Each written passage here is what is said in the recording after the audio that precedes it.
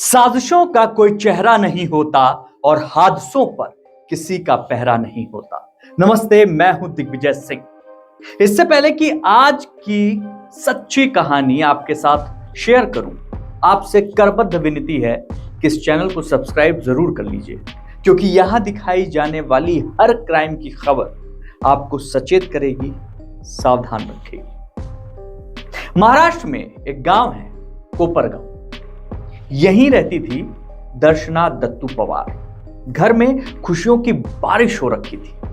दर्शना हाल ही में महाराष्ट्र लोक सेवा आयोग यानी एमपीएससी, बहुत बड़ा एग्जाम होता है, उसमें तीसरे नंबर पर आई थी। पूरे गांव जवार में दर्शना की चर्चा थी। सब लोग उसकी तारीफों के पुल बांधने में लगे थे। 12 जून 2023 ये वो तारीख थी जब दर्शना घर से निकली, लेकिन घर वापस नहीं लौटी। दरअसल उसने बताया कि वो अपने एक दोस्त राहुल के साथ राजगढ़ किला घूमने जा रही है। परिवार को भी लगा कि चलो, मन बहलाने का अच्छा तरीका है, निकल जाओ, शाम तक आ जाना। लेकिन शाम तक जब दर्शना नहीं लौटी तो घर वालों को चिंता हुई। रात हो गई तो बात और ज्यादा बढ़ गई। हाथ पांव सबके फूलने लगे। परिवार वाले खुद राजगढ़ किले की तरफ रवाना हुए।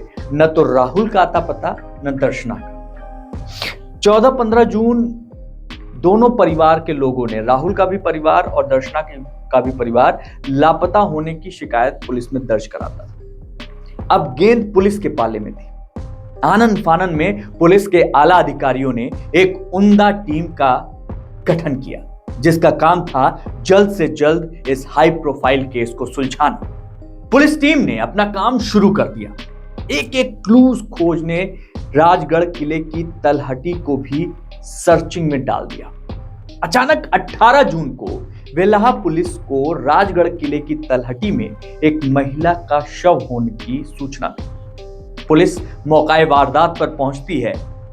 वहां जो सामान इधर उधर बिखरा था उसे अपने कब्जे में करती है।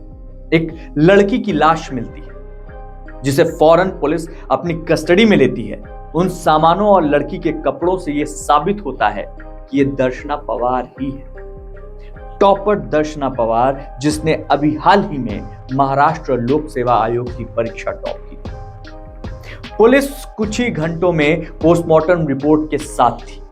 शव पर कई चोटें आई थी। पोस्टमार्टम रिपोर्ट में सिर पर गंभीर चोटों की पुष्टि हुई थी। सीसीटीवी फुटेज से साबित हो चुका था कि राहुल और दर्शना बाइक से राजगढ़ किले पहुंचे। राजगढ़ किले में 12 जून की सुबह करीब 6:30 बजे दोनों देखे गए और फिर सुबह 10:30 बजे सीसीटीवी फुटेज में राहुल अकेले बाइक चलाते हुए देखा गया। मतलब साफ था, दर्शना के साथ जो कुछ भी हुआ उसके पीछे उसका दोस्त राहुल था। अब पुलिस को राहुल की गर्दन चाहिए थी। लाश मिलते ही पुलिस की 5 टीमें गठित की गई।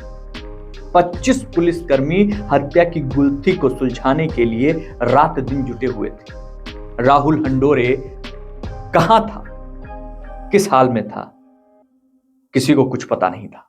अचानक पुलिस के हाथ एक खबर आई कि राहुल पश्चिम बंगाल में देखा गया है। कुछ ही दिन में राहुल के कुछ और शहरों में देखने की बात सामने आती रही। तभी एक टिप मिली। राहुल हंडोरे अंधेरी रेलवे स्टेशन मुंबई में देखा।